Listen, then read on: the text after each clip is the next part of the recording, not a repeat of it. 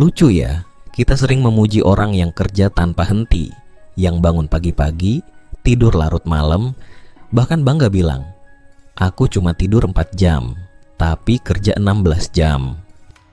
Kita hidup di dunia yang seolah menilai-nilai seseorang dari seberapa sibuk dia. Tapi coba pikir, kalau mesin aja bisa panas dan rusak karena dipakai terus, kenapa manusia tidak? Ada satu kalimat sederhana yang menampar banyak orang termasuk aku. Kadang hal paling produktif yang bisa kamu lakukan adalah berhenti sebentar. Selama ini, kita pikir produktivitas artinya melakukan sebanyak mungkin hal dalam waktu sesingkat mungkin.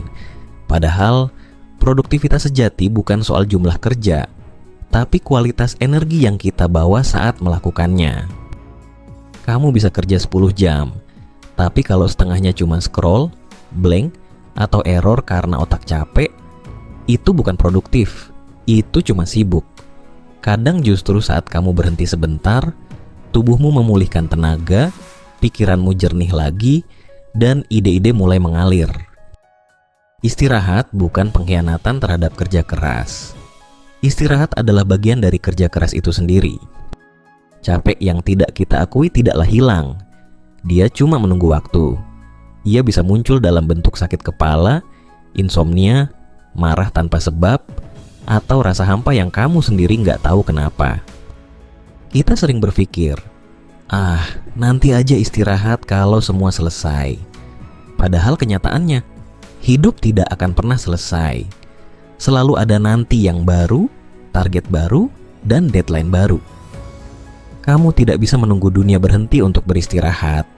Kamu yang harus berhenti duluan, supaya dunia di kepalamu bisa tenang. Pohon tidak tumbuh setiap detik. Ada masa dia diam, menyimpan energi, memperkuat akar, dan memperbarui daun.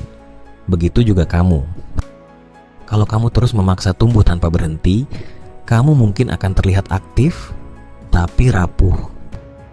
Istirahat bukan berarti kamu berhenti berkembang, tapi kamu sedang menyiapkan diri untuk tumbuh lebih kuat. Dan apapun keyakinanmu, sebagian besar ajaran spiritual punya satu kesamaan. Istirahat itu sakral. Bahkan dalam kisah penciptaan, setelah 6 hari bekerja, Tuhan pun beristirahat pada hari ke-7. Jadi kalau kamu merasa bersalah karena beristirahat, ingatlah, bahkan Sang Pencipta aja tahu pentingnya jeda. Kenapa kamu enggak?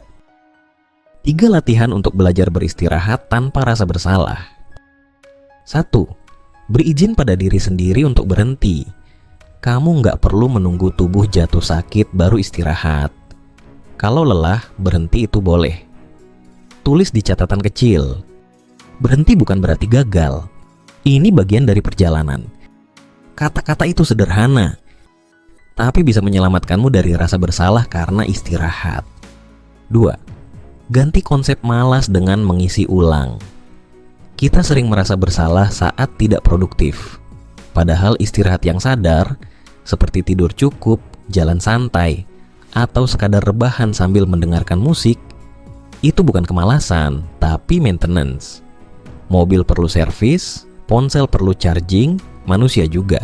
Kamu tidak bisa mengendarai dirimu terus-menerus tanpa mengisi ulang baterai mentalmu. 3. Rayakan hari istirahat sama seperti kamu merayakan pencapaian. Beri penghargaan pada diri sendiri saat kamu memilih untuk tidak ngapa-ngapain. Matikan notifikasi, rebahan, minum teh hangat, dan katakan, "Aku sedang produktif dalam cara yang berbeda, aku sedang menjaga tenagaku." Kalau kamu mulai melihat istirahat sebagai bagian dari produktivitas, bukan lawannya, perlahan rasa bersalah itu hilang, dan kamu bisa menikmati diam dengan damai. Kita sering berpikir hidup adalah lomba lari. Siapa yang paling cepat, dialah pemenangnya. Padahal hidup lebih seperti maraton tanpa garis finish. Dan yang bisa bertahan bukan yang paling cepat, tapi yang tahu kapan harus berhenti minum, napas, dan melambat sejenak. Ketika kamu mulai memandang berhenti sebagai bagian dari perjalanan, kamu gak akan merasa bersalah lagi. Karena justru di saat kamu tenang, pikiranmu jernih, inspirasimu muncul, dan tubuhmu kembali punya energi untuk melangkah lagi. Karena kadang, langkah terbesar dalam hidupmu bukan tentang bergerak cepat, tapi tentang berani berhenti untuk memulihkan diri. Dan setelah kamu pulih, kamu akan sadar, diammu hari ini adalah alasan kenapa kamu bisa berjalan lagi besok.